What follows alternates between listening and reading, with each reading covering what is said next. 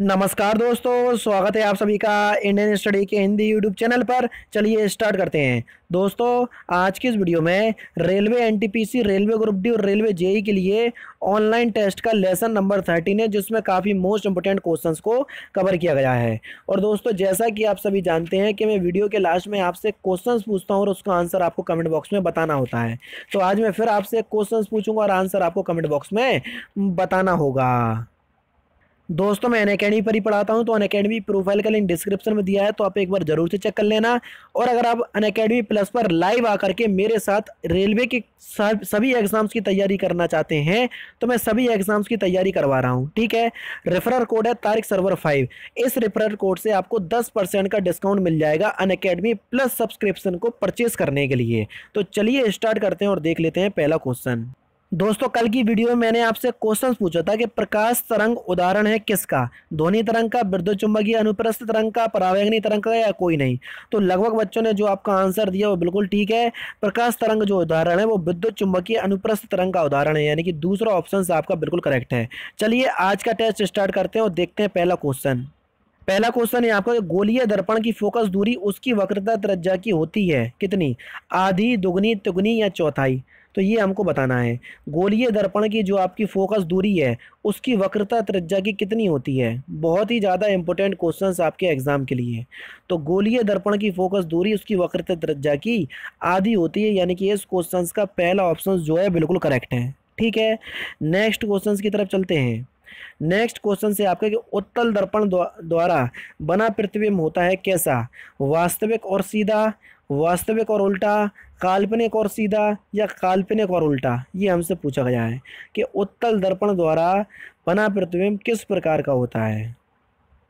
तो देखो, उत्तल दर्पण के द्वारा बना हुआ प्रतिबिंब जो होगा वो कैसा होगा? वह होगा आपका काल्पनिक और सीधा। कैसा दोस्तों? काल्पनिक और सीधा, यानी कि इस क्वेश्चन का तीसरा ऑप्शन आपका बिल्कुल करेक्ट है। उत्तल दर्पण द्वारा बना प्रतिबिंब होता है आपका काल्पनिक और सीधा। नेक्स्ट क्वेश्चन से दोस्तों आपका कि प्रकाश तरंग उदाहरण है। देख लीजिए, दो क्वेश्चंस मैंने कल पूछा था वही आपके सामने आ गया। आप जल्दी से इस क्वेश्चन का आंसर बताइए। विद्युत तरंग, ध्वनि तरंग का, विद्युत चुंबकीय अनुप्रस्थ तरंग का, परावैंगनी तरंग का, या कोई नहीं? तो दोस्तों, अगर हम बात करें प्रकाश तरंग की कि प्रकाश तरंग उदाहरण है किसका, तो प्रकाश तरंग जो है वो विद्युत चुंबकीय अनुप्रस्थ तरंग का उदाहरण है। किसका दोस्तों? विद्युत चुंबकीय अनुप्रस्थ तरंग का, यानी कि इस क्वेश्चन का दूसरा ऑप्शन आपका बिल्कुल एक्यूरेट है, करेक्ट है। नेक्स्ट क्वेश्चन से आपका कि फोटोग्राफिक कैमरे का अभिदर्शक लेंस होता है कैसा? अवतल, उत्तल, उभयोत्तल, या कोई नहीं? तो जल्दी से बता दीजिए कि फोटोग्राफिक, जो आपका फोटोग्राफिक कैमरे का जो अभिदर्शक लेंस है वो किस प्रकार का होता है, ये हमसे पूछा गया है। बहुत ही ज़्यादा इंपॉर्टेंट क्वेश्चन आपके एग्जाम के लिए।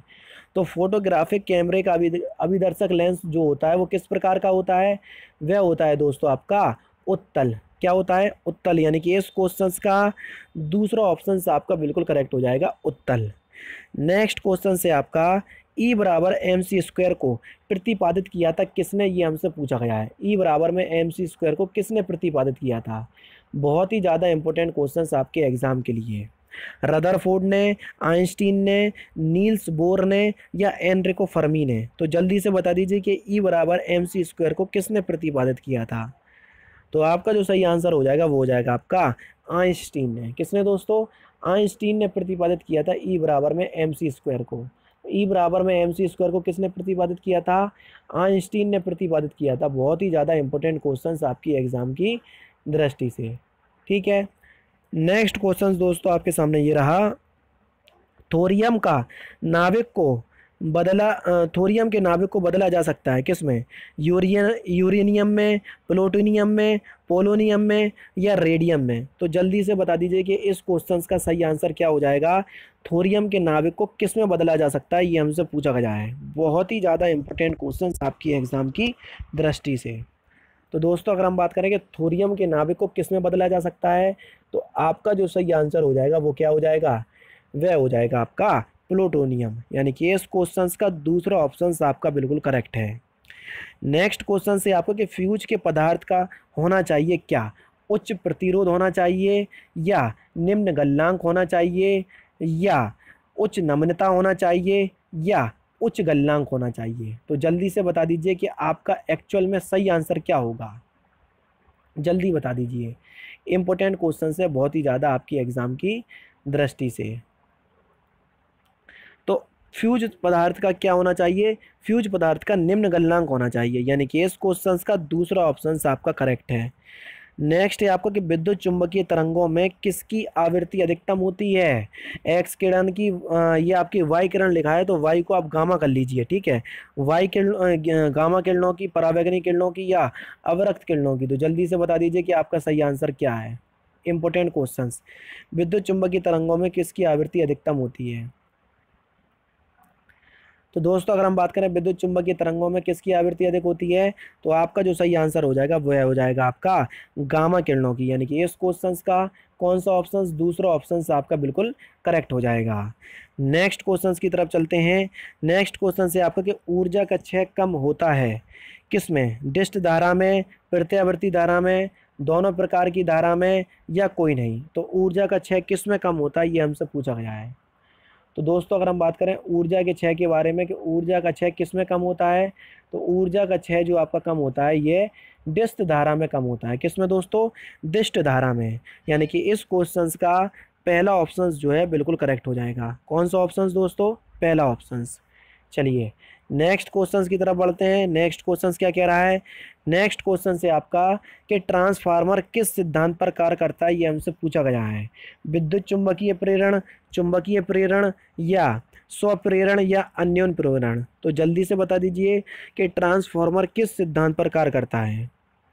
तो दोस्तों अगर हम बात करें ट्रांसफार्मर की कि ट्रांसफार्मर किस सिद्धांत पर कार्य करता है, तो ट्रांसफार्मर जो आपका कार्य करता है वो विद्युत चुंबकीय प्रेरण के सिद्धांत पर कार्य करता है, यानी कि इस क्वेश्चन का पहला ऑप्शन आपका बिल्कुल करेक्ट है।